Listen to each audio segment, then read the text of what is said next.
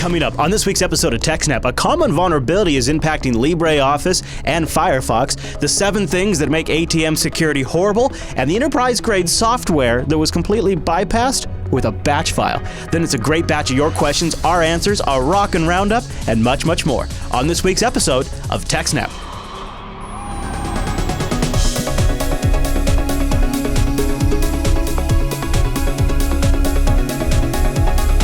Hi everyone, and welcome to TechSNAP. This is episode 254 of Jupiter Broadcasting's weekly systems network and administration podcast. We stream this episode live on February 18th, 2016. This episode is brought to you by our 3 fine sponsors, DigitalOcean, Ting, and IX Systems. I'll tell you more about those great sponsors as this here show goes on. Oh, our live stream, why, that's powered by the incredible Scale Engine over at scaleengine.com. My name is Chris, and joining us every single week is our host, the admin, the tech, and the teacher, Mr. Alan Jude. Hello there, Alan. Hello, Chris, everybody. Thanks for watching. So my master plan of burying my head in the sand and pretending like Rikai's vacation wasn't coming didn't work out. And so now I am struck with editing while Rikai's gone. I'm not panicking, Alan, but it's a little scary. So I'm hoping you have some good stories this week to distract me from the terrifying doom that awaits me after this week's episode. Do you have something to grab my attention this week? A couple things. All right. What about that shirt? Come on, I got to know what the shirt says this week. Oh, yes. Let's see here. It's an old one. Okay, everybody stand back. I know regular expressions, and very cleverly. Sure. Yeah. Okay. There you go. Do a little back demo. Okay. I like that, Alan. That's a pretty good shirt. Thank you. Thanks for sharing with the class. Every now and then I got to know. It has a slight problem of there's no one that knows what regular expressions are that doesn't kind of like once you know what they are, you pretty much know how to use them. Maybe not all the way, right? Like, but as soon as you're familiar with the concept, you're familiar enough with it that the shirt's not really funny. If you don't know what a regular expression is, you're like, what? It's still a good conference shirt or something like that. It's exactly. Still, yeah. Although it's a little bit less because if you go to the conference, it's like, well, nobody here doesn't know regular expressions. Yeah. So let's talk about one of our favorite subjects on the show. And it's one of those subjects that reminds me, if instead of doing podcasting, if I just would have gotten into this particular type of cybercrime, I'd probably be way, way rich right now. ATMs, they're just apparently we designed them back in an era when we didn't think a lot of things through. What's going on, Alan? Well, in general, an ATM is a computer that dispenses money. Yeah, that's a great kind of idea right there to begin with. Yeah. So, Kaspersky presents a summarized list of the 7 reasons why ATMs are so easily compromised and are a great way to just, spit money out on the floor. Jackpot. Yes, they call it jackpotting when you walk up to an ATM and make it just start spitting out money at you. It's based on a talk they gave at the SAS 2016 conference. But yes, so they say automated teller machines, which is funny that we still call them that, right? Right.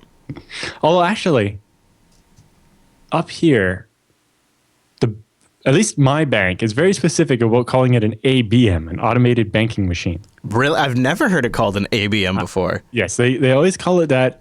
I think because they didn't want to say that it's replacing the tellers or something. I don't know. Yeah, I remember when my first bank account was a particular type of bank account with a large institution where the only kind of service I was allowed to get was automated teller. I couldn't go in and talk to a teller without a fee. That was a heck of a system. That was when it was the new hotness. Anyway, so the automated teller machine have always been a big target for criminals. However, in the past, hunting for ATMs usually included heavy tools such as, cutting torches or, tie chains. And I've seen people try to hook it to the back of a pickup and steal it and so on.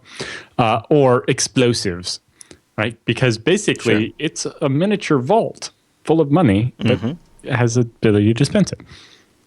However, with the dawn of the digital age, everything has changed. Nowadays, culprits can just jackpot an ATM without needing any movie special effects. Right.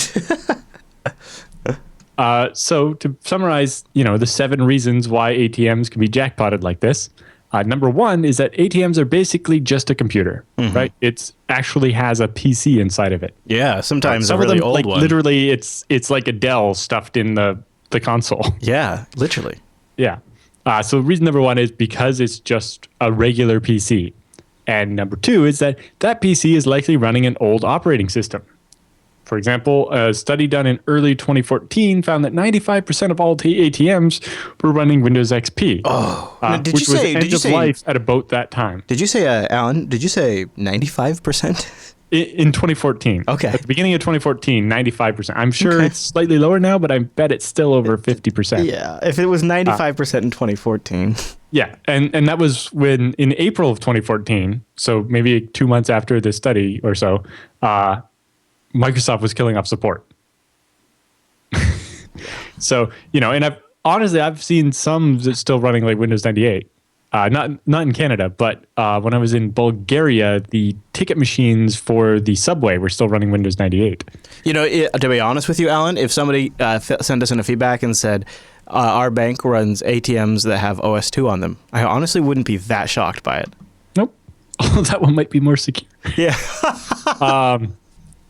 Yeah. So number three, the software other than the OS is also likely vulnerable. Many of the ATMs still have the bundled version of Flash built into Internet Explorer that shipped with Windows XP, which now, because that was like Flash 7 or whatever, has 9,000 known vulnerabilities. No kidding. Almost literally. Yeah. And, that's the other thing. It's like, so you think about, the number of vulnerabilities might be in Windows XP after they stopped having support for it. But when do you see the ATMs reboot to install the software updates when they did have support? No, and in fact, in a lot of cases, these ATMs aren't even on traditional networks where they could download an update or something like that. They're on like a specific ATM interface on a network. So yeah, they can't just go get Windows updates. Mm-hmm. And more importantly, they probably don't bother pushing them. Well, no, yeah. Well, and I just, as an aside, too, is it seems like if you could centrally manage ATMs, that would be another point of vulnerability, right? Yep. So it's a sort of double-edged sword there. The software other than the OS can be a problem. Number four, ATMs have no software integrity control. So this means, I can go in and change the software if I have physical access to the computer inside the ATM. If I change some of the software, the ATM is perfectly happy to just keep working. Mm-hmm. It doesn't understand that the software is running now isn't the real software from the bank, right? They're not using signed code or anything like that. Right. And, they don't have an antivirus solution. There's no authentication of the apps or of the commands being sent to the cash dispenser. So once you take over the computer in there, you can just tell the cash dispenser to just spit out money. Whereas in a more software security focused setup, only apps that were like signed by the bank's private key would be able to tell the cash dispenser to dispense money. Right. Yeah. Yep. And number five is weak physical security for the PC part of the ATM. So while the deposit box for when people deposit money into the ATM and the cash dispenser are armored, right? So you need a cutting torch or explosives to get at the money. The PC part is usually just hidden behind a thin piece of plastic or maybe metal. The basic concept was, well, there's no money in that part of the ATM, so what are they going to do? Well, it turns out what they're going to do is, stick a USB stick in there and take over the machine. Yeah, exactly. What they're going to do is exploit vulnerabilities on that machine. Yes.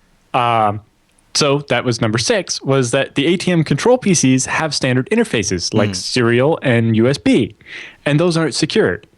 Right, so we're not saying that they should use some proprietary interface so that it would be harder for criminals to connect to, because the criminals are perfectly happy to build their own device to interface with it. It's more that the USB ports that stick on the front of this thing should probably have the USB ports disabled or locked down or whatever, so that you can't just stick a USB stick in one of the spare ports on this PC that you can reach by cutting a little hole in the plastic and then covering it up when you're done with the sticker, which is how they've done it before when we covered it from Krebs. So it's pretty easy to just get at the PC in there and then make it do whatever you want. Mm-hmm. And then all of a sudden, it's not doing what it's supposed to. And number seven is that ATMs are increasingly directly connected to the internet. So while some ATMs, like say the ones at a the branch of a bank are going to, maybe be on a private network that goes into a VPN and it's all segregated off from the internet. If you look at especially the private ATMs that you find in like convenience stores, yes, they're just connected to the cable or DSL line at the store. Or on a MiFi or some kind. Yeah. So they're usually just connected to the internet and then they make an SSL connection back to the bank. Correct. I've noticed and this. Let's not talk about what version of SSL that probably is. Yeah. Because it's probably not TLS 1.2, I can tell you that. But as more and more of these ATMs are directly connected to the internet, it means that you can then try to compromise them remotely. The researcher that wrote the slides and everything for this said that he found a bunch of ATMs on Shodan that he can reach from anywhere on the internet. Although jackpotting an ATM that you're not standing in front of is a little bit less fun. Yeah, I suppose. But, if I went to there is a convenience store nearby the studio. That ATM looks like it's about 5 years old. It has a little cellular antenna sticking on the back of it. I've always noticed when people are using it that it is just sort of subject to the wireless network. I mean, if I could track that thing down online, I know exactly where it's at. I know it's super old. So, I don't know, Alan. Exactly. It kind of reminds me of, there was those... they had these machines at grocery stores where you could dump all your change in and it would count it for you and then give you like a coupon or gift card for the value or whatever. Mm-hmm. But they would always take part of the value. Yeah, yeah. Right? They would take a 10 or 15% fee or something. Mm-hmm. But if you reached behind the machine and unplugged its internet connection, you could make it give you an iTunes gift card for the full value or something. That's awesome. That's a silly one. I wonder, so this ATM I'm thinking of, I think it's running some sort of embedded OS. I mean, it must have a computer board in there, but it's not like a full PC. So some of these things are maybe that's better in some cases, and in some cases I'm wondering... I think in some cases it's probably better, although in some cases it might be worse. Just upgrade the software. Yeah. Yeah, because standard PC, you can tell just by looking at the UI that it's pushing it as far as they can just to work in that UI, and it's obviously it's not very fast, doesn't have enough memory, doesn't have enough CPU. The old ones that had the monochrome screens. Yeah, and it makes what's wrong with that? I don't need the fancy animations. Yeah. I just want the button. I want stuff to pop up faster. No, now it's got now it has that it has the Windows XP ding noise when you click stuff, and it's a slow UI, and I could guarantee you they're not flashing it with new versions of the OS because that thing probably couldn't support anything newer. It's they're maxing it out. So I wonder sometimes if these ATMs with the embedded computers are any more or less safe than these ATMs with the full-on Windows XP PCs. They're not running Windows. They're less vulnerable to the common stuff, right? Malware. Yeah. But that doesn't mean they're not vulnerable. It just means somebody has to target that one specifically. Whereas if a majority of them run Windows, then that gives you something. Mm-hmm. That makes sense. Yeah, it's a common platform, which shouldn't be running Windows. Any other thoughts on this story? Yep, just a couple here. I was saying, so ATMs are not replaced very often, like you saw, that one at the store. Yeah. Especially the private ones, because usually either the store is paying to rent it and somebody owns it, or worse, the store owns it, and so they paid all this money and they make the money back by every time you take $20 out, it actually takes $22 out of your account. Mm-hmm. And they make that $2. Well, if that machine costs $10,000 or something, it takes them quite a few transactions to make a profit off of it, and they're not going to want to replace it any sooner. However, if you want a new ATM that's armored better so the PC is protected and so on, and maybe doesn't have USB ports hanging out, then that's kind of, you have to replace the ATM to get that, basically. Mm-hmm. Absolutely. And also, when was the last time you saw an ATM down for software updates? Never. I think I've seen that once or twice for my bank, but that, followed by a new UI that I didn't like. Okay, you know what? That has happened at my banks too. Now they have user profiles at my bank. Oh, really? The ATM, yeah. I think mine does remember how much money I normally take out, so I can give me that much again. Yeah. So, but you think they would tie the user profile? Just the card. So when you put the card in, you still have to engage your profile mode. It doesn't just go to it, and it's just it's okay, it's all right, but it's just I don't need. Do multiple people share the card? Normally, you have separate cards for each person. I don't need to customize my ATM experience either. Just put the standard. Yeah. So they're getting fancier and fancier, and I don't always like the upgrades. Yeah. So the biggest one I said, maybe if criminals keep stealing large amounts of monies, the banks will eventually be interested in replacing the ATM. Yeah, that's true. That doesn't cover the private ATMs. But at some point, That's maybe a you good should point. use those anyway. But I usually avoid them just because of the extra fee. You look at what is the common point of vulnerability here, and it's they use things like standard USB ports, or they're connected directly to the internet for management or deployment. And so in one regard, you look at these things and you go, oh, well, these common technologies made it possible for these devices to get created, developed, and sold and put out in the mass market for people to use. These common technologies made that a little more possible. It made developing this machine a little more accessible, so that's a positive.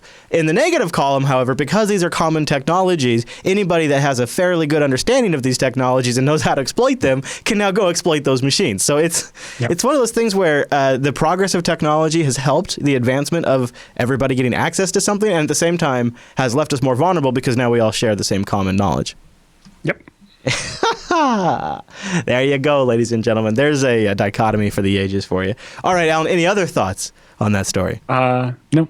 All right, very good, very good. Then I'll share some thoughts on our first sponsor this week, and that is DigitalOcean. Check out DigitalOcean.com and use our promo code. Get ready, SnapOcean. One word, lowercase, SnapOcean gets you a $10 credit at DigitalOcean, where you can spin up a rig in less than 55 seconds, and starting only $5 a month, you get 512 megabytes of RAM, a 20 gigabyte SSD, a blazing fast CPU, and a terabyte of transfer. They have data centers in New York, San Francisco, Singapore, Amsterdam, London, Germany, and Toronto.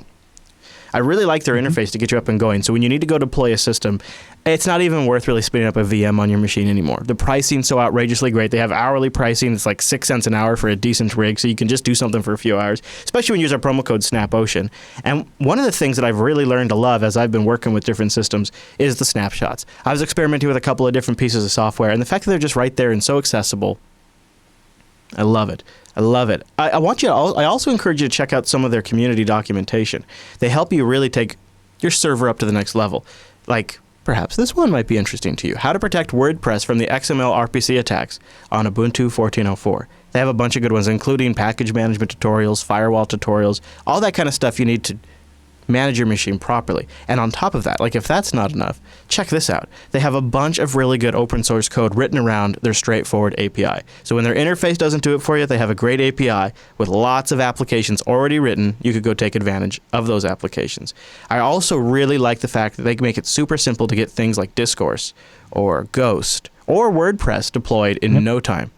I was doing a how-to segment for the Linux Action Show, and I got... we did like a 15-minute installation, and I realized there's like a one-click install on DigitalOcean to get Discourse up and running, and they do it in like a way that even if you're a server expert, even if you've installed it a million times, like they do it in a very standardized, clean way. They go get they don't like have like some sort of weird admin panel that you have to use to manage the software, and then once you set it up once with their admin panel, you can only use that panel to manage it. None of that kind of stuff. It's really clean. It's a good implementation. You should check it out. DigitalOcean.com also has free BSD servers, as well as just about every Linux distro you'd want to run. So go check them out. DigitalOcean.com. Use the promo code SnapOcean. And when you deploy your rig, remember, using SnapOcean supports the show and gets you a $10 credit. You can try something out. I got Mumble up there. Got the sync thing, the BitTorrent sync. OwnCloud is up there. My Quasar Core is running on there. All kinds of stuff. From time to time, we have an FTP server that we toss up there. All kinds of stuff. DigitalOcean.com. Use the promo code SnapOcean. Big thanks to DigitalOcean for sponsoring the TechSNAP program. Alan, tell me about the folks that seem to have put or have found maybe a flaw in one of FireEye's big products that they sell, if I'm understanding correctly. Yes. So the people at Blue Frost Security, which is a German, security research company, have developed a way to evade the dynamic analysis engine of the FireEye suite of security appliances. Which, by the way, is kind of a big deal, because after FireEye makes a big stink about something they found, at the bottom of every big announcement is, and FireEye customers are already having their systems updated to protect from this vulnerability. Right? This is sort of their big pitch. Yeah. So how it works, the FireEye application is like an appliance that sits on your network. And, when new programs show up on your computer somewhere, like, an email attachment or a new program, when a file shows up, they basically take the file, copy it to the appliance, and run it in a new virtual machine they just spun up. And they watch it to see if it does anything malicious. right? And then when they see it do something malicious, they're like, aha, that's bad, and they'll block it. And basically only once they watch a program and it doesn't do anything bad does it go on the whitelist, and only things on the whitelist are allowed to be run on the computers in the network, right? So if you remember back when we talked about, was it the Australian version of the NSA released this big document on, if you did just these 5 things, you would stop 80% of all attacks? Yeah, that sounds right. And one of them was software whitelisting, right? So Yes. if only the software on this list is allowed to be run on your computers, anything else will fail. Will just not be allowed to run. That can be problematic because then every time people try to do something, it gets blocked, and the users just whine endlessly. Yeah, and it becomes the system administrator's nightmare because they're constantly getting requests to whitelist applications, and I can't do my job, and this is on a timeline, et cetera, et cetera. Exactly. So the FireEye appliance is meant to mitigate that by basically trying the application out in a VM, and only if it doesn't do anything bad, letting it run on the network. So are these appliances then spinning up Windows x86 VMs and Linux VMs and BSD VMs and running these applications? I think mostly just Windows. I don't know for sure, but yeah. So basically, that's a serious overhead. Not necessarily, right? If you have the Windows VM already set up and you just clone it and freeze it, right? And you start it up, you copy it in the application, run it, watch it for a couple minutes, see if it did anything bad. If not, shut it down, and program goes on the whitelist. This is an amazing time we live in when a network appliance can do real-time virtual machine spin up for application analysis. Like, we can create virtual machines on the fly and analyze an application and then destroy them, and then program it, then go out there and say, okay, you can or cannot run this application. I mean, it's kind of a neat thing in theory. I can see how it sells. Yeah, and so that's the appliance. And if an application is found to be malicious, it gets blocked, and only applications that don't do something bad get on the whitelist and are allowed to be run on all the computers in the network. So the analysis engine evasion that was developed by these researcher allows an attacker to completely bypass FireEye's virtualization-based dynamic analysis on Windows and add arbitrary binaries to the internal whitelist of binaries for which the analysis has been skipped until the whitelist entry is wiped after a day. So basically, once FireEye runs on a binary and finds it not to be bad, it goes on a whitelist for a day so that it won't just sit there and scan the same file over and over and over. That'd be a waste. Yeah. But it does rescan them once a day in case, new definitions or whatever. So they have that. FireEye is employing the virtual execution engine to perform dynamic analysis. In order to analyze a binary, it is first placed inside the virtual machine. Then a Windows batch script is then used to copy the binary to a temporary location within the virtual machine, renaming it from malware.exe to its original file name.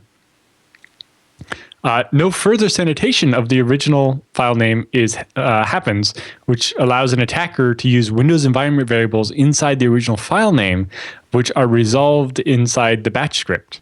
Just to say, this can easily lead to an invalid file name, letting the copy operation fail.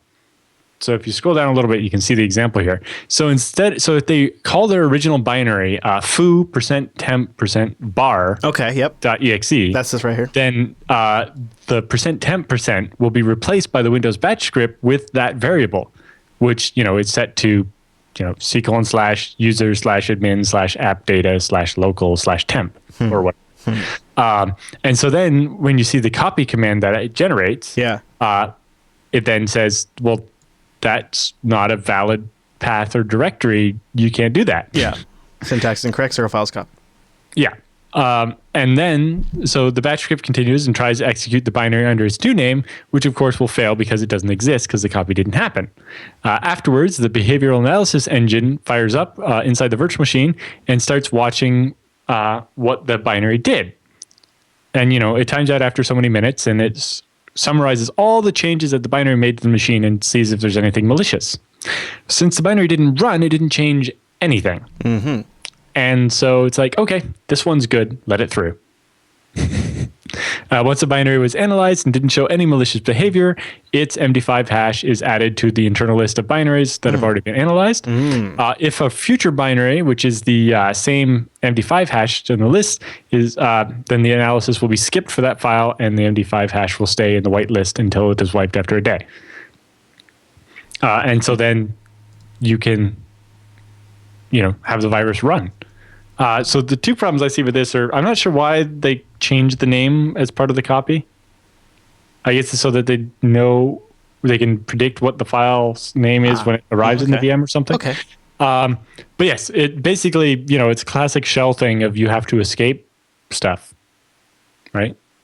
You can basically get the same thing in a bash script if you have a $sign in the file name. Right. Or you can cause all kinds of fun by having spaces in file names with bash scripts. And of course, annoyingly, in Windows, there are two ways to escape things. The one is the caret character, the little up arrow thing, or triple quotes. So you have double quotes, right? If you put 3 double quotes in a row, that literally means 1 double quote or something like that. It's weird. But anyway. So it seems fairly trivial that, it's basically a weak link in this whole dynamic analysis engine is the little batch script that copies the file. It's amazing, actually. It's a complicated dynamic virtual machine spinning up analysis engine. Yeah, and then there's just this little batch script that copies the file back to its original name. Although the obvious problem I see with this is you could make the malware not activate unless it's named a certain thing or something, and that seems like that. But anyway, yeah, that's some interesting stuff they have going on there. Yeah. Of course, the other problem is, I think the reason they use MD5, I think, is because that's what the Windows Active Directory enforcement thing for the binary whitelist uses, and so they might not have a choice. Okay. But otherwise, MD5 is a bad choice for that because with the birthday attack and so on, you could purposely set out to end up with 2 different exe files that have the same MD5 hash, one which does nothing and one which does something bad. And then you send in the one that does nothing, get it whitelisted, and then run the one that's bad. And because the MD5 hash is the same, it'll be on the whitelist. It's not entirely easy to do at the moment, but it gets easier every day as we get more computing power to calculate 2 of these binaries that would be the same. Yeah. So anyway, just a summary of interesting stuff about this one. Yeah. So the researchers originally reported this to FireEye on September 14th, and FireEye responded like the next day or 2 days later or whatever. I think one of those days might have been a weekend. And then they set up a call and talked to these researchers about it and got it all sorted. And then on October 5th, they released an update for some of their appliances, and then on the 15th for most of the rest of them. And then on October 31st, FireEye published their regular quarterly security advisory list, and it's got all the CVEs and so on. And they had this vulnerability listed there.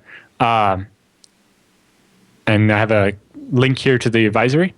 And then on January 14th, when this was supposed to be able to be disclosed, FireEye asked the researchers to delay for another 30 days before publishing because not enough of their clients had installed the patch yet. Which is basically the other indictment here is, these companies go out and they spend all this money on this FireEye device, and then they don't install the software updates on it for it to do any good. Yeah, I guess it makes sense on an enterprise appliance, but it almost seems like, too, that in 2015 and 16, a device like this might just get updates directly. Well, so at the bottom of that advisory, they actually say, the best practice is definitely don't turn off the automatic updating that we built in his But it sounds like a lot of people have, seems pointless. Yeah, it's like, so we're going to pay all this money for this fancy security appliance, but then we don't want to install the updates. You know what I like about this FireEye security advisory? Because they're pretty high-end, right, FireEye? I mean, they're a well-known name. You can see based on the title in the toolbar, Microsoft every Word. PDF I get from somewhere, you can tell it's generated by Microsoft Word. 2015 Q4 Security Vulnerability Advisory final.docx. Yes. Looking pro there, guys. If ones I've done in LibreOffice do the same thing or not. I don't think so. I think you can just go into the document properties and change it. I have gone into the document properties and changed it because it was a doc that I had copy and pasted many times for the invoice, and it had the wrong year in the name or something. For some reason, knowing that this was just a template created in Microsoft Word, it feels less official for some reason. I don't know why. Yeah. Well, they seem to do these 4 times a year. Yeah. Yeah, they do, don't they? Every quarter. So there you go. Yeah. I don't know what the takeaway is from that one, other than don't turn off automatic updates, I guess. Yes. And, Be careful with your shell scripts. When you're dealing with user input, file names could have anything in the name. You can have a multi-$1,000 product by a multi-million-dollar company, and it can all just be brought down by a batch file. So keep that in mind. All right, you know what else you need to keep in mind? Ting. That's right, techsnap.ting.com. That's where you go to get a great deal on mobile. It's mobile that makes sense. They just charge for what you use. It's a flat $6 for the line, and then just your usage on top of that. Minutes, messages, megabytes. Abandoner of the JB network and strander of your humble host, Rikai, is on the road right now. I'm just laying into him. The guy goes away one time a year. So, he's on... because he won't edit this episode, that means he'll that never know. Yeah, because he's traveling, right? I know. I got full license here. So he's on the road. He's got the Samsung S6. Guess what? Samsung S6 is a great Ting device. Talk about having a really nice fast phone that isn't actually hitched to an upstream carrier that delays the updates. So once Marshmallow starts rolling out, guess what? Rikai gets Marshmallow. That's one of the things I love about Ting is they don't have an agenda. They're okay with you just treating them like a dumb pipe or using them to call every single person you want. I'm really savvy with the Wi-Fi, so my bill every month for like 3 smartphone lines is usually around $30, $35. Average Ting per phone cost, $23 a month. That includes the $6 a month for the line. They have fanatical customer service. I got a tweet just over the weekend from Jed about how awesome Ting was about staying on the line. I've experienced that too, where there was a miscommunication in a used device that I picked up, and those things happen because people don't really understand what they're doing when they're selling just phones, and mine was a MiFi. And so Ting gets on the phone, the customer service gets on the phone, stays with me while we call the other companies. Same story for Jed. It's just a really great customer service experience. And one of the nice things too is you can call them and just say, all right, if you're busy, call me back. And then when they're ready, they'll call you, which is nice because you can just go about and do your thing. They got all the great devices from feature phones that start around $60 all the way up to the Cadillacs like the Internet Phone 6S's or your Nexus I's or your Galaxy S6s, and they've got a great control panel to manage all of it. Really superb. And I'm talking things like you can go in there and just turn a line off. You don't need a line or a MiFi device for a few months, turn it off. And then when you go travel, turn it on. And then just pay for when you use it. No contract, no early termination fee. Are you getting how this makes mobile easier? Plus, CDMA and GSM networks to choose from. People love Ting. And your people. So go to techsnap.ting.com to save a little money and support this show. You can try out their savings calculator, see how much exactly you would save by putting in your usage. And while you're at the Ting site, go to techsnap.ting.com. Check out their blog. They are on fire. They are taking it to the cable networks. The hidden costs of cable TV. They have a really great post. Just got some attention from The Verge. The Verge is loving it. They linked it up from their site today. They're going into all the different breakdowns. They're citing people like the LA Times. They talk about the Rokus. They even break, so if you go cord cutting, they're even breaking down like the power draw of the Roku, so you consider what you're going to actually pay when you go cord cutting. I mean, this is a serious article. So go check out. They got a couple of these at the Ting site. They really work hard on this. TechSNAP.ting.com. Support the show. Visit their blog. Check out their devices and see how much you could save. And a big thank you to Ting for sponsoring the TechSNAP program. When I was on the road, having that MiFi device was super great, and now that Rikai's on the road, it's good to know he's taken care of too. TechSNAP.ting.com. Come back soon, Rikai. Okay, so there is a library that a lot of popular open source projects rely on that has a flaw. And so, ergo, things like LibreOffice and Firefox have a bit of a problem because it's a flaw that sounds like, if you're smart with fonts, could be fairly easy to exploit. What's going on, Alan? So Talos, which is the security arm of Cisco, put out this advisory a couple days ago. And they say Talos has released an advisory for 4 vulnerabilities that is found in libgraphite, which is the library for fonts. It's used for font processing in lots of stuff on Linux, Firefox, OpenOffice, and pretty much any other major application that can support, lots of different fonts and things like that. Oh, boy. Yeah. It's one of those typical problems of the monoculture in open source. It's for certain libraries like this one, where it's something that nobody wants to deal with, like fonts. There's really usually only 1 or 2 good libraries. Yeah. Or one good one and one not so good. Especially when it comes to, especially with fonts. Like, this is a particular problem with fonts because then there's like a whole matter of taste and preference that gets in there, and that even narrows it down some more. Yeah, but there aren't that many libraries that can do a lot of these fonts, and it's not one of the exciting things to work on as a developer necessarily. And so, it's kind of a project that tends to get neglected a bit as well. And but mostly it ends up that this library is used in almost everything that does stuff with fonts. And that means a vulnerability in it affects everything. Like Firefox versions 11 through 42, etc. That also gives you an idea of the scope. That's a lot of different versions of Firefox. Yeah, it is. That's a lot. The most severe of the vulnerabilities results in an out-of-bounds read, which an attacker could use to retrieve arbitrary code execution. Sure, yeah. So they could, write some data to memory and then access it from the wrong place. Or they're allowed to write to memory that they shouldn't be able to. And then they could cause code to be run.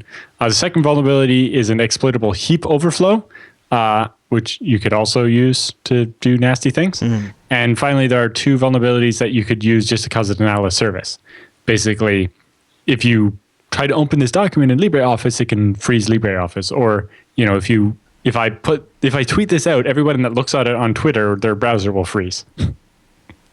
To exploit these vulnerabilities, an attacker simply needs to the user to run a graphite-enabled application, like Firefox, that renders a page using a specially crafted font that triggers these vulnerabilities. So I have to be able to specify my own font, so I guess it wouldn't work on Twitter. But if I got you to go to my website where I loaded the custom font, then it would work.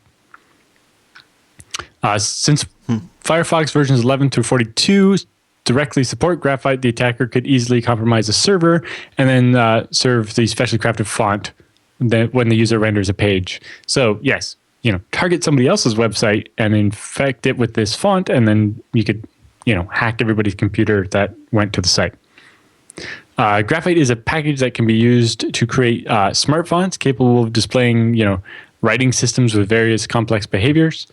Basically, Graphite's smart fonts are just TrueType fonts with added extensions. But, because they have those extensions to handle things like writing systems that are right to left instead of left to right, or up and down instead. They're very popular as in big applications that have internationalization, so that you can use them in different countries and so on. An exploitable denial of service vulnerability exists in the font handling of Lift Graphite. A specially crafted font could cause an out-of-bounds read, potentially resulting in information leakage or denial of service. A specially crafted font can cause a buffer overflow, resulting in potential code execution. And an exploitable null pointer dereference exists in the bidirectional font handling. A specially crafted font could cause a null pointer dereference, resulting in a crash of the application.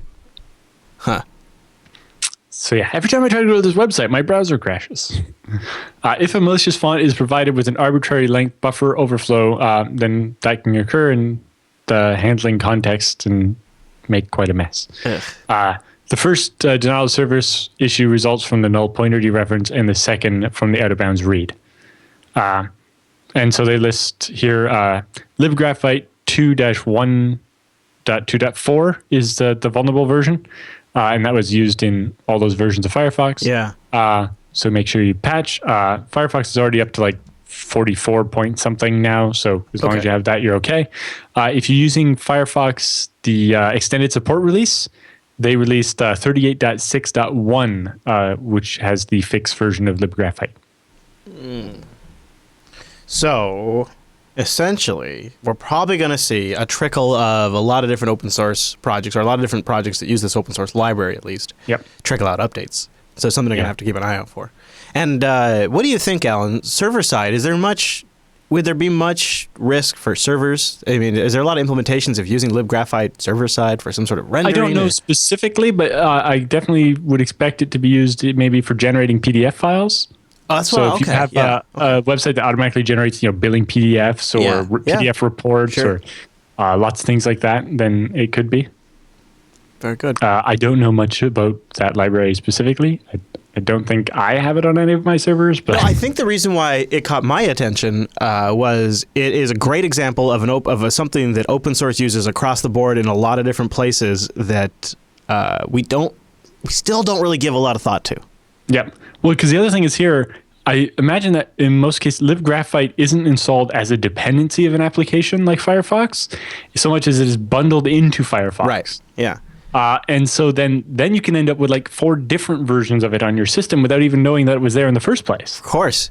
And the entire project has to be updated to get that one update in. Right, but also, that means that just because you installed the newer Firefox that has its bundle version of LibreGraphite updated to not be vulnerable, doesn't mean that, your LibreOffice is actually upgraded yet. Exactly. That's exactly what it means. If it was an external dependency, it wouldn't have that problem. Right. Well, that's an old argument, but and so that means everything's got to be updated, basically. But the biggest thing is, on FreeBSD, we have our package manager has the audit command, which goes and gets this database of known vulnerabilities in applications. And then it compares it to what you have installed and gives you a list of anything you have installed that has a known vulnerability. Sure.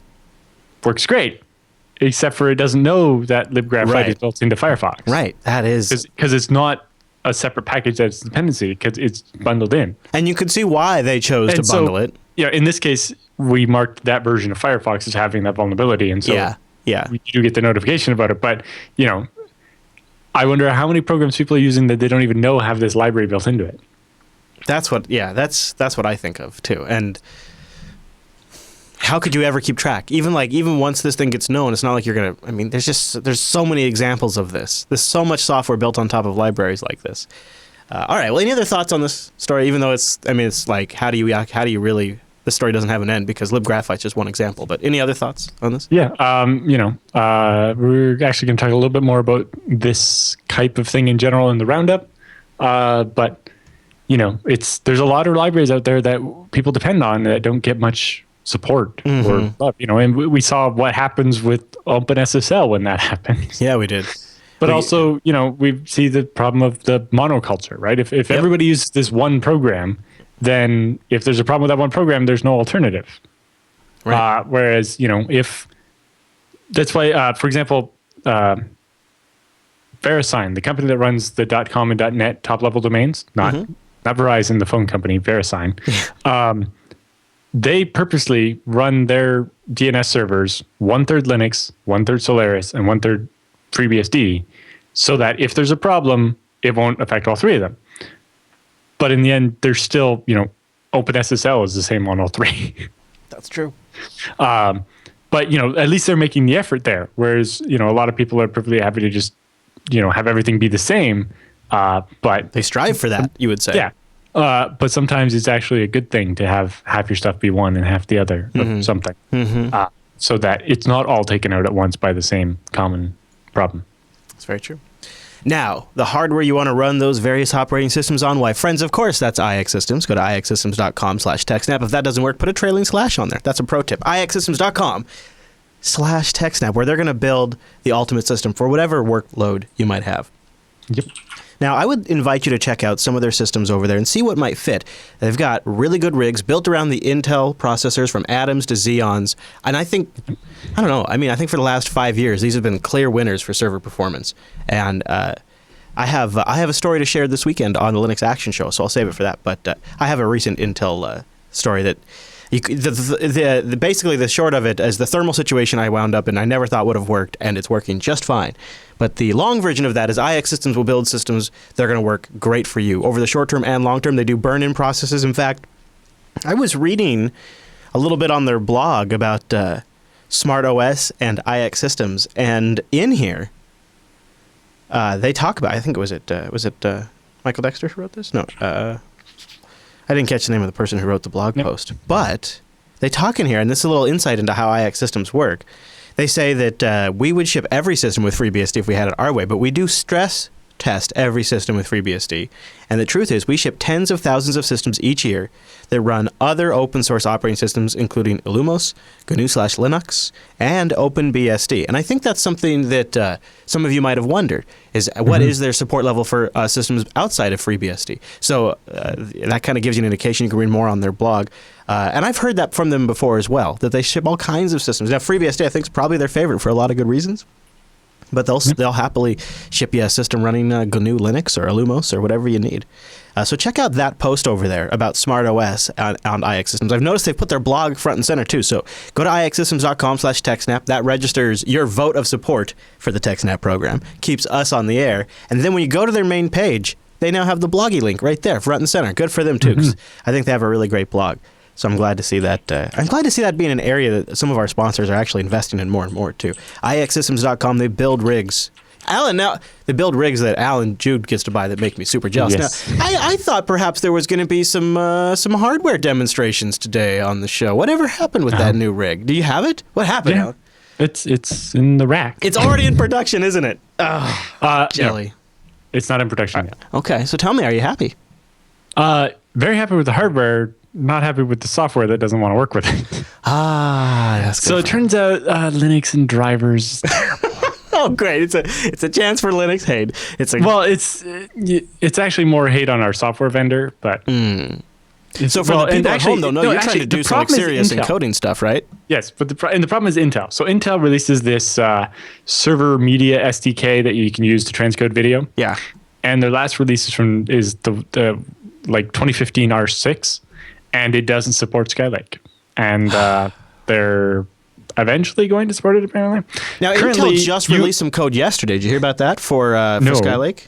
Okay, I'll have to look at that. Yeah. So like the i915 driver is updated in like the 4.4 kernel, but the media SDK that Intel released currently only works with exactly CentOS 7.1 or one version of SLES. Oh no. The SUSE one. And so that's like kernel 3.10 with some backports. So it just completely doesn't detect the Skylake GPU at all. Yeah, boy. And if you try to, I custom built a 4.4 kernel on it and booted, and it detects the driver, but then when you try to use the Intel software, it just pukes. Is it called QuickSync? Yes, QuickSync is the CPU feature that I'm using. They specifically released some software for Ubuntu and others that does something with QuickSync and Skylake for Linux yesterday. I noticed it while I was prepping for Linux Unplugged. I don't think I have a link handy, but I did see that come across the radar. Well, I hope they didn't fix it yesterday, because I don't feel really bad that on Tuesday I ordered 4 new machines with the Haswell processor instead of the Skylake processor, specifically because it wasn't going to work with Skylake. You know, Al, there's no winning in the encoding game. There never is. Don't feel bad about it. It's always... But it would be nice to know how much faster, how many more streams I can transcode at once on a Skylake versus a Haswell. Yeah. Oh, boy. Oh, boy. So hardware-wise, though, you're loving the rig. OS runs good, all of that on the new system. Yep. Very good. Yeah. That was the other interesting thing. CentOS 7.1's kernel is so old that one of the 4 NICs isn't detected properly. It's got 2 built-in 10 gig NICs that are like the new like X550 or whatever. And then it's got an i210, and then it's got the new Skylake i219 LM, whatever. And FreeBSD only recently got support for that. Oh, so Linux only recently got it as well, and so it's not in the old kernel 3.10. So I'm just kind of curious, like when you were speccing out this machine, how much like forethought did you give in? Did you have to give additional forethought to cooling, since this thing's going to be basically running all the time encoding software? The CPU is pretty much going to be... Not really. Like, it's a 1U thing, and it's got like 10 fans. Yeah, so it's already pretty good. Yeah. It's already designed to handle it. And, it's just a built-in GPU. It's not like we're sticking a bunch of NVIDIAs in it or something. Right. Yeah, that's a good point. We do have a test machine of that going as well. But we rented that machine because those cards cost like $1,500 a piece. Yeah. There you go. And it's mostly why we decided on the Intel one, because it worked better. Even if you're not building a crazy encoding rig like Alan, maybe you need something for storage or something for your network, any kind of work case, go check them out, ixsystems.com/TechSNAP. And a big thank you to iX Systems for sponsoring the TechSNAP program. So, Alan, I know, speaking of BSD, that there happened to be a brand new episode of BSD released just yesterday, episode 129, Synthesize All of the Things. An interview episode, I believe. And with the author of Synth, a new package building tool for Dragonfly and FreeBSD. Hence the name. Yes. Very good. So, if you've ever heard us talk about Poudre for building packages and thought that was too complicated, Synth is designed to be a drop-in replacement for things like Portmaster or Port Upgrade to upgrade your packages by building from source, but without having to go and build your own, build additional jails with different versions of the operating system in it and all the extra overhead there. It just uses chroot and allows you to work with the system you already have without having to download another copy of the operating system or something. Yes. Poodrare is designed for the package building in the FreeBSD cluster, like to build the official packages. And it works great at Scale Engine as well for us because we have to support 4 different versions of FreeBSD. But if you're just trying to update the software on your one web server, Synth is much lighter weight, and because it's written in Ada, it's much, much faster. Cool. Sounds like a good interview, episode 129. Yes. We have more and even more current stuff coming up about the Apple versus the FBI and unlocking the iPhone. We also covered some of that last night in episode 176 about the whole encryption backdoor, the passcode, entering 10 too many times. You guys, I'm sure, have all been hearing about Apple's open letter, all of that we recapped in episode 176 of The Unfiltered Show. So a couple of great episodes for you to go download right now. They'll finish up before the TechSNAP program's done, and then you got great content ready to go, at least in my opinion. But with the news all done, that means it's time for the TechSNAP feedback.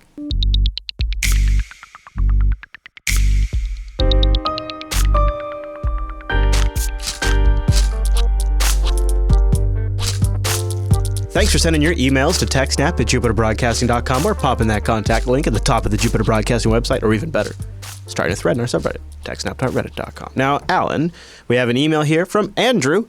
A question on booting on ZFS. Thanks for taking my question. You guys have taught me many lessons to count. Too many lessons to count. Much appreciated. I'm running a Proxmox server with 4 160 gigabyte SSDs. I'm trying to understand how Grub boots with ZFS. Is Grub installed on a single disk or all of the disks? I have 2 mirrors in the pool, so I would hope that Grub is on 2 of the 4 drives. If it's on 1 disk, how do I prepare for a failure in that single disk? I wouldn't be able to boot anymore to recover my data or repair Grub. I guess I'd have to boot from a live CD and rebuild it. Any thoughts? Thanks. By default, so Grub isn't part of ZFS, right? It's not going to be installed on ZFS. It's going to be installed in the boot partition at the beginning of the disk, separate from ZFS. By default, it will be installed only to the 1 disk, probably. What I would recommend is manually installing it to all 4, and you can verify that it's working by changing which device your computer boots off of in the BIOS. Also, this is definitely something you should, I installed the boot code on every drive on my FreeBSD machine, specifically so that when one drive dies and the BIOS randomly picks a different drive to boot off of, not necessarily just the next drive, all of them have the latest boot code. That's a good idea. I know on FreeNAS, they put a special boot code on the data-only disks that says stop booting from this disk, and then have the right boot code on the boot disks to avoid other problems you can get from booting off the wrong disk. But yeah, if you're planning to boot off a set of disks, you should have the boot code installed on all of them. I would also say, not a bad exercise to practice if you have a spare machine. Don't do it on your main machine or even your backup machine. But if you got a spare machine, it's not a bad practice to go into a live environment, find one that suits you, like System Rescue CD or maybe the Proxmox one, whatever has the right environment for you. See what's comfortable and learn how to do that. So that way, when that does happen, you're not like panicking. Yeah, Grub is too much magic for me. It's like, I kind of, it can be. It can be very magical. Jenny. Yeah, whereas, for FreeBSD, it's like gpart boot code, here's the partitioning boot code, here's the boot sector boot code, and there's where I want to put it. And it just puts it there and doesn't touch anything else. That's my biggest concern with Grub is it doesn't ask me exactly where to put it. It kind of guesses or something. Oh, you got to just you got to do the dance. You just got to do the dance. Yeah. And that's so you weren't there because you had gone to bed. I've heard the stories. But you saw maybe some of the videos of Noah and I trying to get that Linux machine with 6 hard drives to boot off of the SSD or something. Yeah. I remember. And the Ubuntu installer insisted on just putting the boot code on the very first disk, not the one we told it the BIOS was going to boot off of. Right. Yeah. It just didn't care. Yeah. So it put the OS on one disk and the bootloader on another disk, and then the bootloader couldn't find the OS, and I was like, oh my God, I'm going to kill somebody. Let's see if we can help Jeremy. Let's see. Sadly, that's not Proxmox is not a thing I can help you with much. Anyway, but I think it's good advice. Hi, Alan and Chris. I have somewhat non-traditional question for the TechSNAP show. At present, I currently have a wired home security system with the hardware from Concord built by General Electric. The other competitive mainline brand is Honeywell. As a home automation grows more popular, more people are tuning in their security systems as a central management point. So like many, I discussed options with my current security company toward enabling additional features like smart locks, mobile device management, and other home automation solutions. GE and Honeywell don't play well together, and both are slow at adapting to markets. Big surprise, he says. So as the security systems are growing in complexity and what they offer, there are more issues and more problems starting to appear. We recently saw the Comcast security system issue that is really more related to the underlying technology than it really is Comcast. So, are either of you aware of any good open source alternatives? To me, what is needed, and I've looked but haven't found anything, is a good central solution built on FreeBSD or Linux that has community updates and doesn't rely on Honeywell or GE software. These companies are just slow to adapt. You'd want something modular if possible, something similar to an appliance, but doesn't have to be built on something like junk. And he says, I realize for the best security practices, one should run multiple wireless networks. For example, wireless home automation devices on a smart on their own network, for example, or like your smart garage door opener, and then maybe your general machines on a different network. I personally run multiple wireless networks using MikroTik devices, and he seems to like them. Any thoughts on this problem? Thanks, Jeremy. Yeah. The reason I didn't get the thermostat that can be managed from your phone is because of the way it connected to the network and the fact that I had like no control over it. And it's like, I don't want this random thing accessible from the internet, right? Because it basically creates a backwards tunnel out to the company you get the thing from. So you buy the thermostat, and because it's obviously, it's going to be behind NAT on your router in most people's houses, it then connects out to the company's website, where it can then sit there and receive commands from your cell phone over the internet. Well, that's what drives me crazy right there, is I have a hardware device on a LAN, on a Wi-Fi LAN in this case, a wireless LAN, and I have another hardware device on a wireless LAN, and they could just simply talk to each other directly, and instead they're going out to a cloud service, which is always going to have some risk to it, because there's always data metrics they could be observing. There could be vulnerabilities in their platform. There could be something wonky with their implementation. Like if 2 years from now, they could decide to turn it off. That's a huge one. That's going to be a major problem with Internet of Things, home automation stuff. So for me, I really like something that I can talk to over the local network. For me, if I'm wanting to control my thermostat, it's because I'm not at home. Yeah, it does need to be able to accommodate I want, my phone to get alerts when the temperature of my house gets too low. Right. Because obviously the furnace isn't working. Right. I want my phone page when my alarm goes off when I'm not there, because obviously I know when it's going off when I'm there. Yeah, and I want things like, I've just left the airport on my way home. I've been away for quite a while, so my thermostat was turned down. Yeah, begin the warming process. I would like it to be warm when I get home. Yeah. Things like that. And so, it gets more complicated. Here's something he might want to look at. I don't like any of the other people's software, but I don't know of much. Like, I've seen a couple of open source ones for lights, but Me too. I'm beginning to look into, I haven't fully looked into it yet, OpenHab at openhab.org. It's a vendor and technology agnostic open source automation software for your home, smart home. It's got flexibility, scripts, does notification, time event triggers. It can interact with a bunch of different types. So it's sort of like a common neutralizer between the different vendors' products. It can do its own historical graphs with RRD. So it has a lot of nice technology around there that it can use to sort of manage and monitor these devices that they might not have built into them. And it's pretty current. It's had an update as of February 1st. Their new beta is out, and it looks really nice. And they're working on integration with quite a bit of stuff, including Asterisk, so you can have it do SMS or phone calls. Yes, sir. Yeah, they're working on a lot of that stuff. A phone call from your thermostat would be pretty funny. So this might be something he could look into. Yeah, this definitely looks like the nicest thing I've seen so far. Yeah, and the idea, they're kind of coming out with, well, not everybody's going to talk to everybody, so maybe we can sort of be that common piece. And it's open source. I like that, too. Okay, Oliver has, I think, probably a clarification he wants to bounce off you, Alan. He says, hi, guys. You talk a lot about bugs in OpenSSL. And since one of my key apps is using OpenSSL, I want to understand how these things are linked together. As far as I understand it, OpenSSL is providing crypto for OpenSSH. So I think he's asking if there's a flaw in OpenSSL. Is there a flaw in OpenSSH? OpenSSH. Depends. So yes, OpenSSH uses parts of OpenSSL, although it depends on your operating system. Now that LibreSSL is the thing, some of them use that. Or it's entirely possible now to compile OpenSSH that doesn't use any SSL libraries. But then the only encryption and key thing that's supported is the EDD 25519 with the Poly 1305, a set of things that are available, already implemented, not in OpenSSL, so they could just be built into OpenSSH. But most of the time when there's vulnerabilities in OpenSSL, they have to do with parts of it that aren't going to be used by OpenSSH. Usually a problem in OpenSSL isn't in the crypto primitives for creating an encrypted connection, but in actually the socket management, memory management, and other bits of OpenSSL that are more problematic. Good point. Okay. Matt writes in with our traditional pfSense question of the week. We start with the ZFS one, and we're ending on a pfSense question. He says, I'm a huge fan of pfSense. Although, and this is interesting, and I'm not sure if I agree with him. He says, although I'm not sure it is as tested as rigorously as products from Cisco, Juniper, or Palo Alto. I'm beginning to trust it more than those commercial alternatives, though. Not only is it open, but I'm also convinced hackers will focus on targeting the platforms that the largest deep-pocketed corporations tend to use. That's probably true. He says, there is one Cisco feature that hasn't appeared in pfSense that I'm desperate to get before migrating the rest of my Cisco boxes to pfSense. It's DMVPN, Dynamic Multipoint VPN, which allows a hub and spoke VPN setup where only the hub requires a static IP, and the rest of the spoke locations can have dynamic IPs, which can continue to change at their heart's content without requiring a change in the configs. That does sound pretty nice.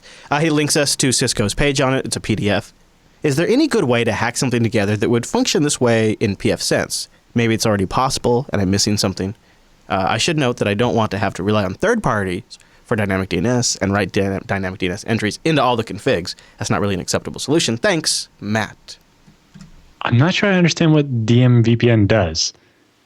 So there's like a central server, and then all the other VPN servers are just randomly changing IP addresses? I think so, yeah. So you could maybe have like a remote hub office with 5 end users at it that has one device that maybe the IP changes when they move around, but it can still establish when the connection resets. Yeah. I don't know. Seems like the easy solution for that is running your own dynamic DNS thing with like dynamic update with bind or something, but I don't know. You'd have to ask the pfSense people about that one. What about a totally different solution? And I don't know, this might not be appropriate. I'm just going to throw it out there. Are you familiar with Tink? Tinc? Not really. Okay, it's we talked a little bit about it, and I wasn't sure how popular it was because it was being discussed quite a bit at scale. And so I thought maybe it was more common than so we've covered it on Linux Unplugged. It's a virtual private network daemon. And it uses tunneling and encryption to create a secure private network between hosts on the internet. And they can be essentially at different IPs, and the VPN sites share information with each other over the internet. Without exposing any information to others, they create a secure tunnel between each other, but they can be at different dynamic points. Automatic full mesh network routing. Regardless of how you set up Tink daemons to connect to each other, the VPN traffic is always, if possible, sent directly to the destination. Easily expand your VPN when you want to add nodes to your VPN. All you have to do is add an extra configuration file. There's no need to start new daemons or create new devices. You can bridge segments together. You can run it on FreeBSD, Linux, Mac OS, Windows 2000 up to Windows, well, probably 10. I think 8 is what they have listed on here. So this could be a solution, but it basically means not doing it at the firewall level as much. I don't know. You might be able to run this on pfSense. Wes, co-host of Linux Unplugged, uses this quite a bit and has had some successes with it. So you might check it out at tinc-vpn.org. Okay, Alan.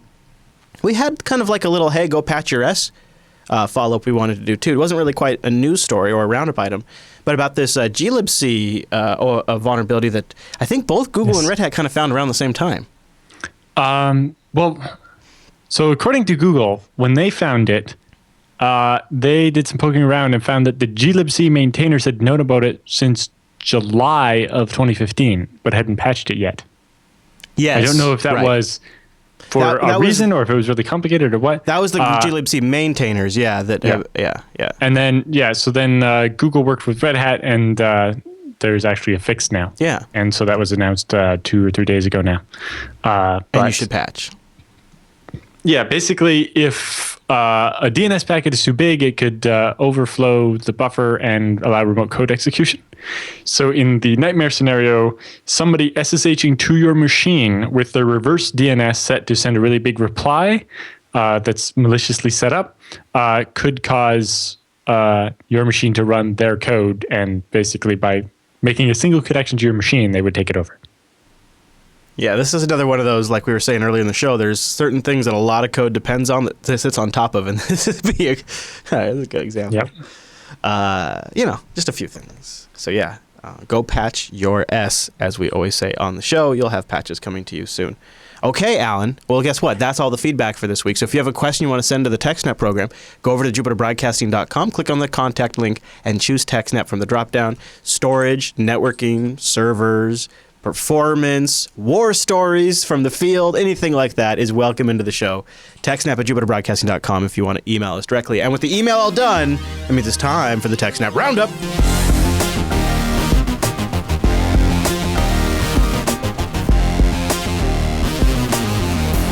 Welcome to the TechSNAP Roundup. Yeah, that's what that crazy music means. Now, the roundup of stories that just didn't fit at the top of the show, but this will give you some links to follow up on your own after the show, maybe a little extra reading material.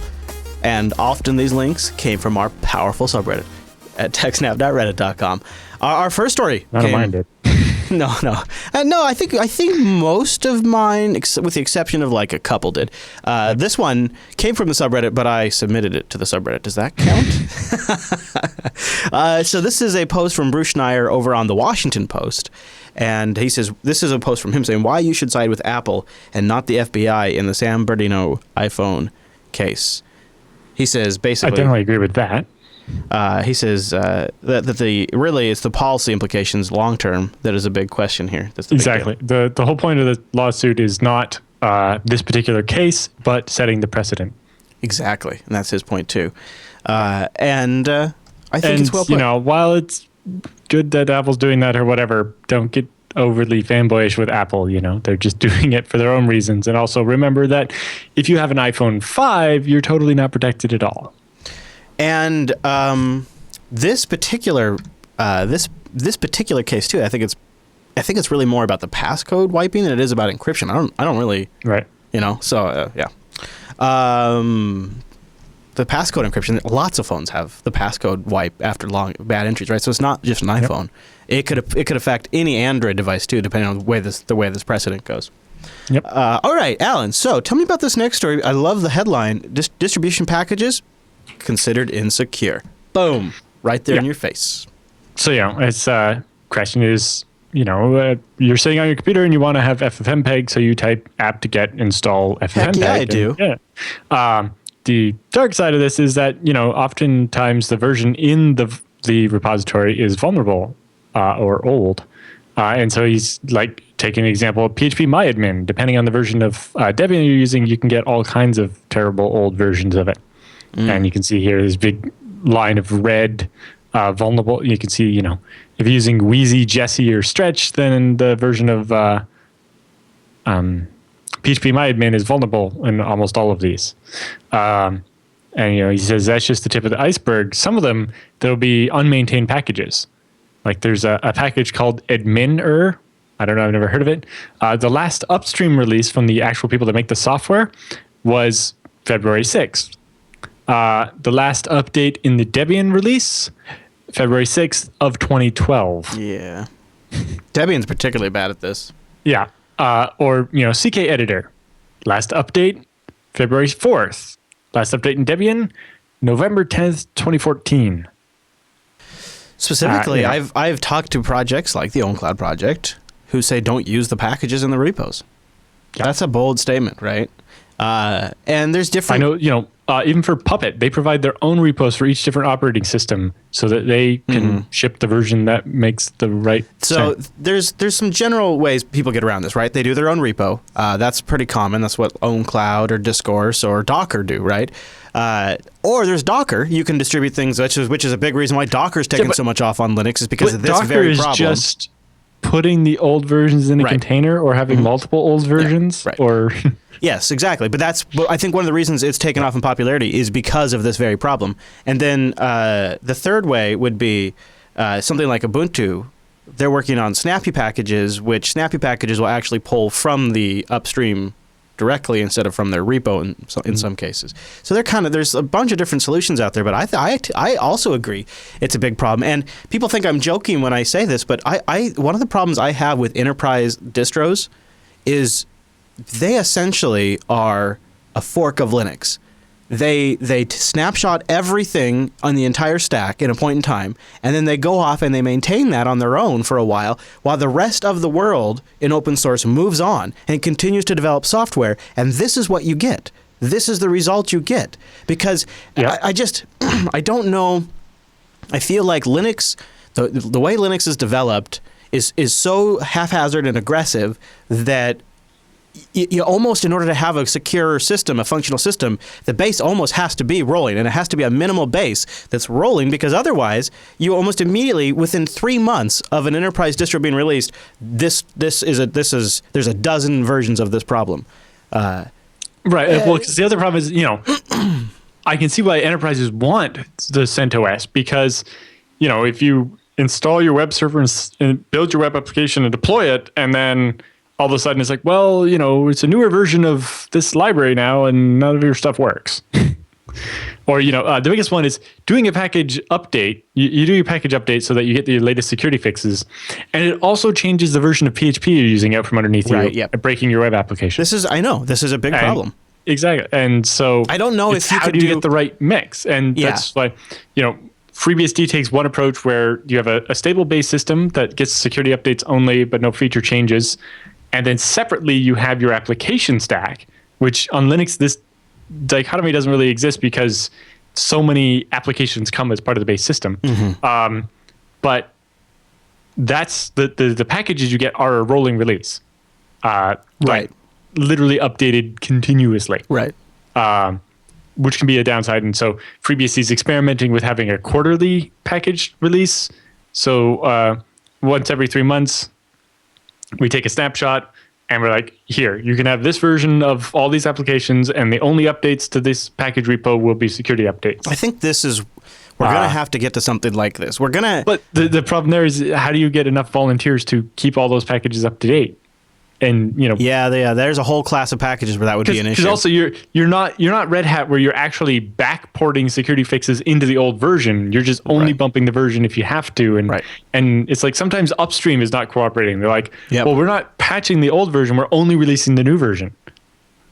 And so some of it's up to upstream as well. But if upstream is a small project with only so many people, they're only worried about the latest version. They can't spend all the time supporting the old one either.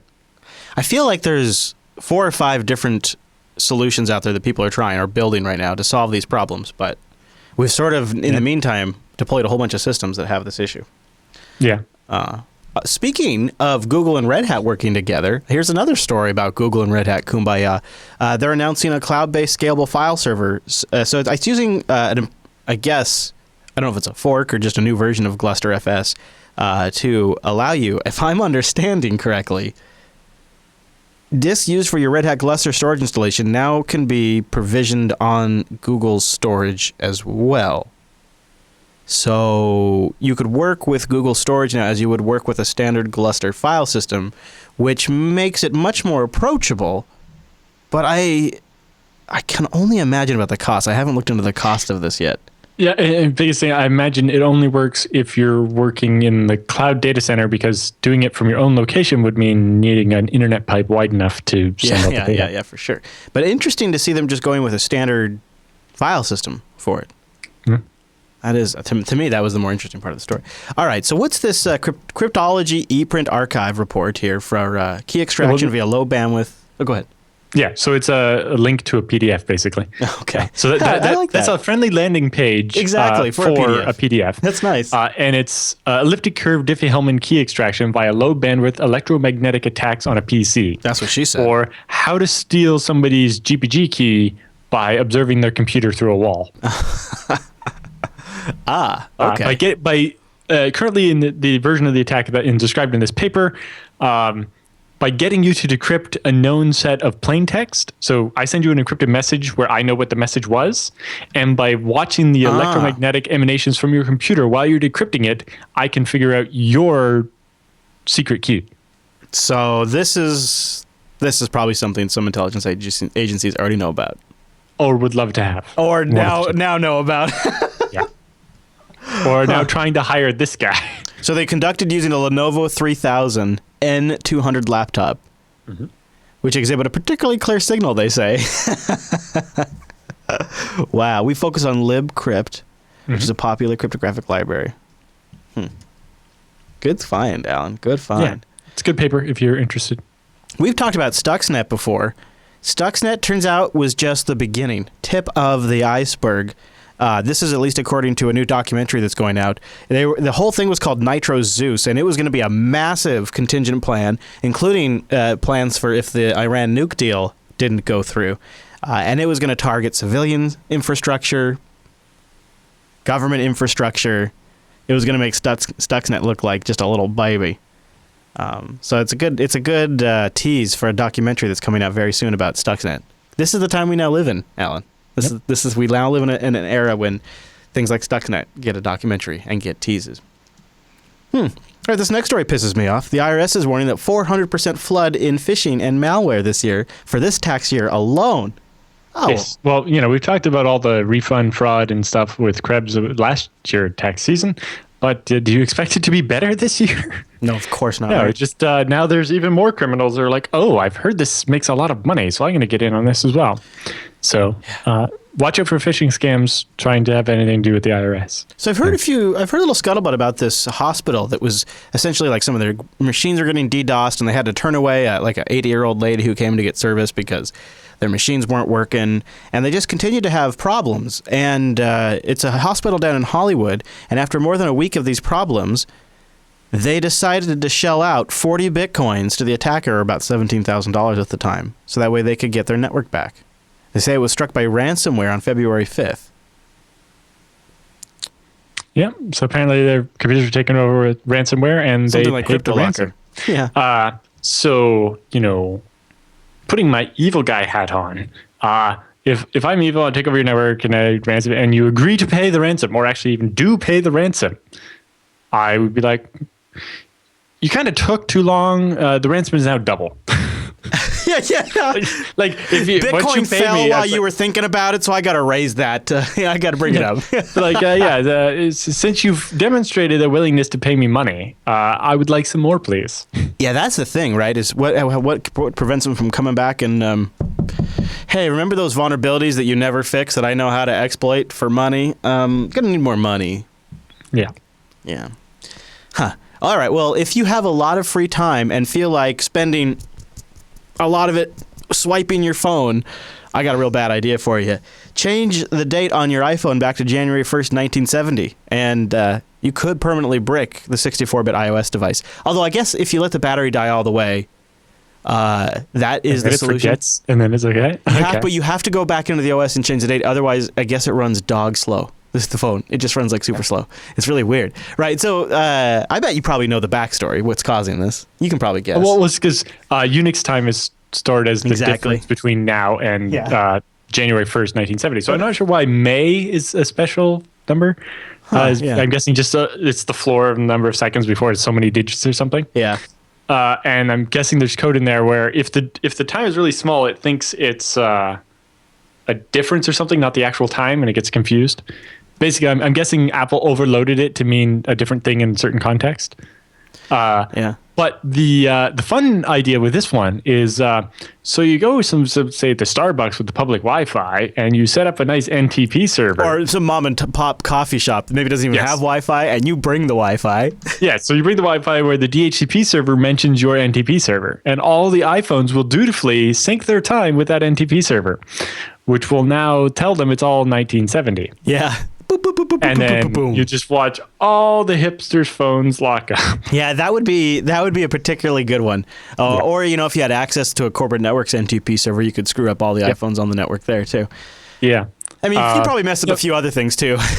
Most NTP clients will refuse to change that much at once. That's true. But on a phone or on a device where you don't have an internal clock like a desktop does, you don't really have a choice, right? Like on something like a Raspberry Pi that doesn't have the real-time clock, it just has to learn the date every time it boots up. Mm-hmm.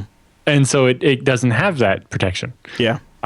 This is where something like the guys, OpenNTPD, the client that comes from OpenBSD, they built in an option so that when you get the time back from the time server, you can make an HTTPS connection out to a random website like Google or Yahoo or just anybody you trust, any website that you can reach that you can trust. And it checks the date timestamp in the HTTP response from the server and make sure the time server told you is within like 5 seconds of that. And if it's not, it's like that time server is probably lying. As basically just is, you're not actually syncing your time with the web server. You're just validating the time you're getting. It's basically a sanity check. And something like that would definitely avoid something like trying to skew your time back to 1970. I find it seems like would be a good mitigation for the iPhones to have. I find it interesting that it doesn't affect the 32-bit iOS devices. It's only 64-bit iOS devices. So perhaps that's a good point. I wonder if it causes something to wrap to a negative number or something. Yeah. I bet they'll have a patch out pretty soon. I think. Yeah. So the other sort of anecdotal interesting thing about this story was, it spread so frickin' fast online that the support people at the stores were sort of in denial for a little bit. They're like, "Oh, that's not a problem, no." And then Apple had to like urgently get the word out to all the stores that this is a problem. Disconnect the battery or let it drain, and then set the date back. Is how you solve it. Like there was this really fast response, but it still wasn't as fast as the speed of the way things spread over the internet. So people were rushing into the Apple stores, and all of a sudden they had these problems, yes. And they're like, "What is going on?" So it was just interesting to watch from that standpoint. Some of the things I've seen on Facebook where it's like, if your phone gets wet, put it in the microwave or something. You just see somebody shows up with like this mutilated phone. Yes. It's like, you fell for that. What are you doing? Yeah, and doing something like that and convincing lots of people, it's like, you set this back on your iPhone and something magic will happen. And watching a bunch of people break their iPhones and cry about it. Oh, yeah. There's also the old water resistant prank, and there's been a few of them. Okay, so do you remember back in our Bitcoin Blaster days, way back in the show? No, I don't really either. I can't remember if it actually made into the show or not, but I'm sure we might have talked about it. I got one of those Butterfly Labs ASIC miners. Do you remember that? I pre-ordered one of those things. Okay. And I got it like a year after I was supposed to get it. This is the story of my life now. And so the guys over at Butterfly Labs, well, not only are they kind of MIA, but they're getting in a lot of trouble with the FTC. On Thursday, they struck a deal with the Federal Trade Commission in a lawsuit that's dragged on since September 2014. The FTC wants $38 million out of these guys, $38.6 million. But of course, they don't have it. In fact, they really don't even have $15,000 to their name. In fact, they haven't been able to do refunds. They've had to suspend doing refunds now. They say, as of this writing, the Butterfly Labs website is still online, and it still appears to be taking orders. However, they have a statement on the site dated January 18th saying the company has insufficient funds to pay out all refund requests at the present time. So that's sort of, I think, the end of the story for Butterfly Labs pretty much. They're going to shut down. Whatever money's going to be left, they'll pay in fines, go for bankruptcy. Yeah. The problem was that they couldn't get it to market in the time it took them to get it to market. They weren't honest, and that time, the Bitcoin difficulty went up so much that the devices became less relevant. When they did ship, you could still make some money, but it wasn't nearly what it was going to be when you made the investment. Exactly. And, we see this with the Kickstarter type campaigns a lot. People that haven't built hardware before not understanding how much complexity there is in building it and how long it's going to take. From Bitcoin miners to laptops, I've been burned by that one. Yep. Well, even just, even these little Onion Omega things ended up taking longer. Yeah, we both got that too, yeah. They shipped pretty much on time other than a couple of issues. Although at one point when they were talking about, they showed the guy like manually filling out people's addresses on the labels. It's like, how did you think that was going to work?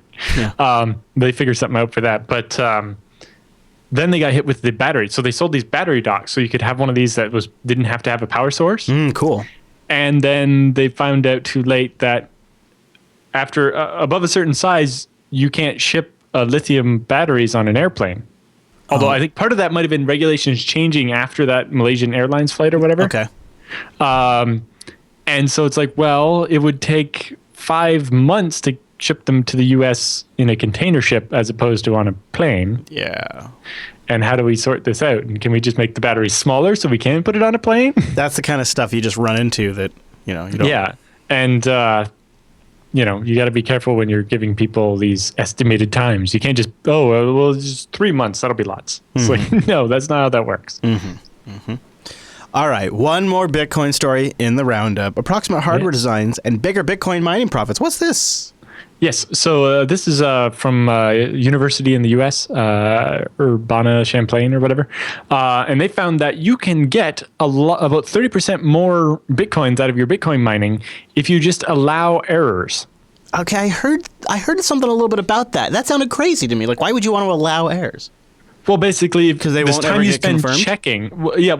So you can just allow the errors and have it be rejected by the blockchain and end up not getting the coins. But the time you spend checking and verifying that it was right the first time before you submit it means that you could have been working on a second block of coins by then. This sounds like something that a mining group could tweak their miner overnight and start taking advantage of this. Yeah. Although one of the questions becomes, what does this mean for the network when all of a sudden a lot more of these invalid ones get posted? If enough of them got posted in a row, you would actually end up with a fork of the blockchain that was all wrong, but it's longer than the right one because they're going faster. Yeah, and it's going to add to the size of the blockchain too. But it's going to keep getting reset when it's like, oh, well, the second block in your 6-block string here is wrong, so everything after that is garbage. Ugh. So it depends on how long the confirmations take and so on. Yeah. Interesting article. If you're still interested in Bitcoin, check it out. Yeah, really. All right. So what do we know about this guy who's one of the first guys on Obama's NSA advisory board? He's had the NSA advisory board for a while, but this is the first person that actually knows anything about encryption and so on. An actual tech expert on the president's NSA advisory board. They say the headline is the first ever tech expert on the NSA advisory board. Yes, so it's Steve Bellovin, who's the co-director of Columbia's Cybersecurity and Privacy Center, and the author of papers like Keys Under the Doormat, which is a spectacular broadside against the government's demands for backdoor encryption. So it's actually somebody who's kind of on our side of it, being on this panel, and hopefully, he's kind of he was one of the original people that created Usenet. All right. He invented the encrypted key exchange, password authenticated key agreement, and a bunch of other important things. So, hate to be Ringo Starr right now. Hackers have broken into Ringo Starr's Twitter account with a scary, simple method. Yeah. So it turns out, apparently, Ringo Starr's Twitter account isn't actually run by Ringo Starr. Surprise, but is run by the digital marketing manager for the record label. And apparently the hacker broke into that guy's email address. So what I'm really wondering is how he didn't end up... I'm guessing that guy probably had like 50 celebrities' Twitter accounts. Mm-hmm. And how did he not end up taking... Maybe Ringo was the only good one. It's just entirely possible. But yeah, so, if you take over somebody's email account, you automatically have the ability to take over, every account tied to that email, like we've been saying forever. That's very true. Speaking of Twitter, we got a tweet in the roundup from at BartBlaze. Oh, what's this, Alan? What's this? This is a CryptoLocker-like malware that has a valid digital certificate for the binary. So when the virus runs on your computer, it actually says, this is from a trusted manufacturer. So you're not getting like the prompts that you might get otherwise. Yeah, of course, the manufacturer is like some Chinese company you've never heard of. Does it say the name there? It might in the paste bin. Yeah, the paste bin has it. I'll pull it up right now. MyU Network Technology Company. Eesh. Yeah.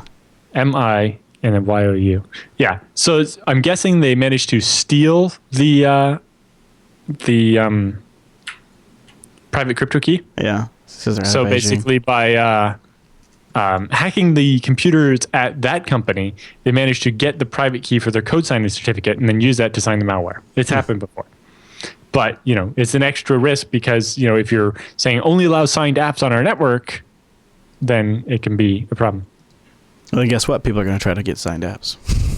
That's what happens next. All right. We love it when this happens. Backblaze is here with another hardware reliability review, and this one's for last year.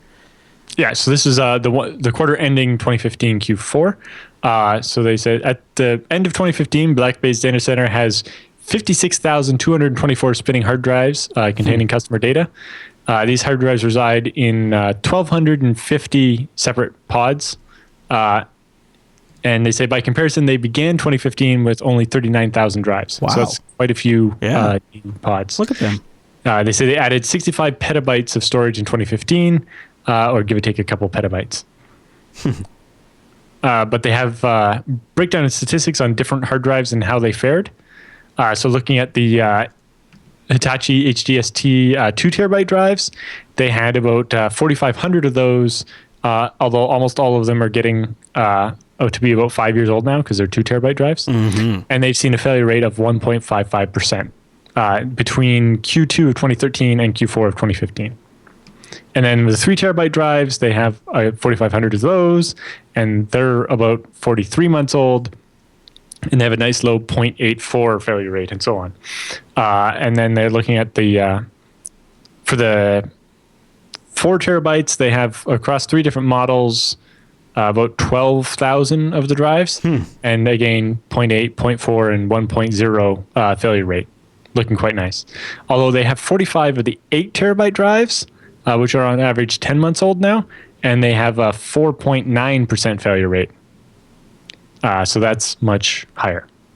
Then they look at the Seagates. They got the Seagate 4 terabyte drive. They have 29,000 of that model that are on average 12 months old, and they've got a failure rate of about 2.9%. Although a slightly different model of that, they only have a couple hundred, but 2.19. And then the new Seagate 6 terabyte drives, they have just shy of 2,000 of those with a 1.89% failure rate. And then they have some Toshibas with the 2.6 to 3.8% failure rate, and a series of Western Digital drives, including they have some 2 terabyte drives that are only 8 months old. That's a little weird, but those have a 10% failure rate. And then the 3 terabyte drives are 7% failure rate, and the 4 terabytes are 2.4, and the 6 are 5.8% failure rate. So they break down the drives that they've retired. By the end of 2015, they didn't have any of the Seagate 2 and 3 terabyte drives left. Specifically, they mentioned the old 1.5 terabyte drives with a really high failure rate. And they somehow still have bad experience with the 3 terabyte Seagates. I've not had that problem, but I think those might have been some of the ones where they were shucking them out of the enclosures. Oh, yeah, yep. We assume that caused part of the problem. I'd like to see some other people's numbers on maybe those same drives to see how they compare. But they also noted the reason why even after that bad experience, they continue to buy Seagate drives. As you can see, they have 30,000 Seagate drives they do. Of the one model. They found the smart error reporting on the Seagates actually, when it says something's going wrong, or when a drive dies, they saw almost every time that the smart warned them ahead of time. And that's, so they can plan for it. For them. Yeah. Okay. So they say, looking at it, this is a good point to review how we compute our drive failure rates, and they actually have all the details on how they do it, so that you can see what the annualized failure rate numbers actually mean. Then they have a nice table where they break down the failures by manufacturer and see that, HDST drives were best, but the Seagate drives and the Toshibas were about par, and the Western Digital drives weren't doing so well. And then they show the breakdown of how they make up the drives, and you see that they've shifted the drive count by manufacturer is now 56% Seagate and 41% HDST, and a little bit everything else. But then looking at how long the drives last, the HDST drives last a bit longer. And they also note below about experimenting with 8 terabyte helium drives. Yes.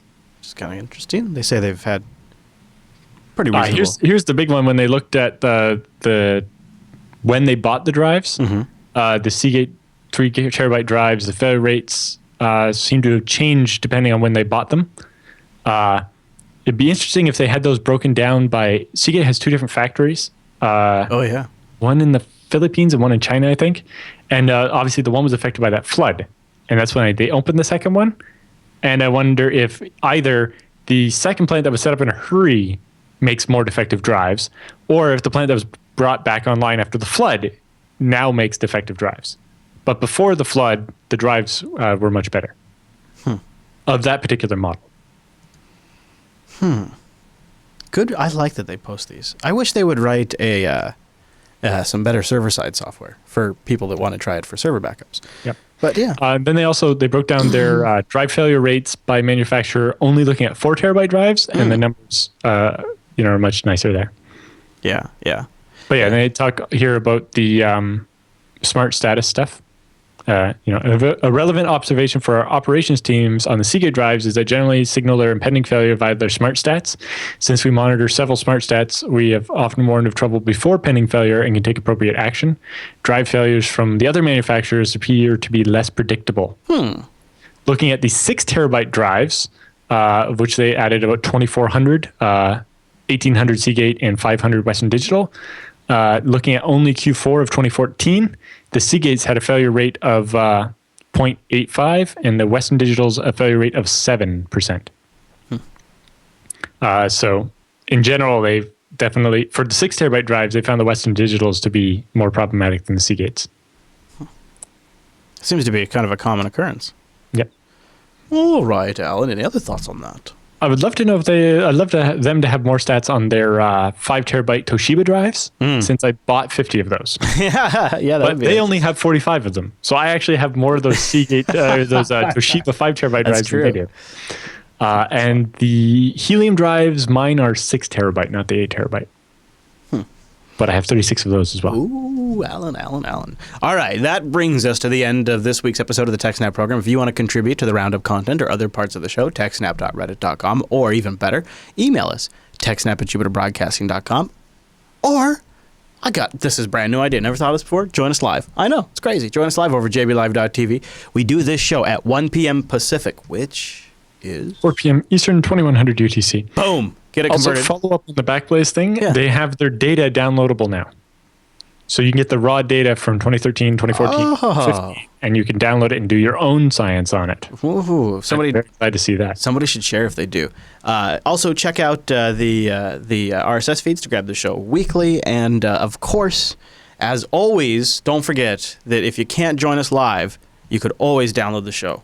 Always. I mean, it's not just live. I, this week, am the person that has to edit it, encode it, and publish it. So maybe just for me, even if you streamed it live, go download as well, because I worked on that, hard on that.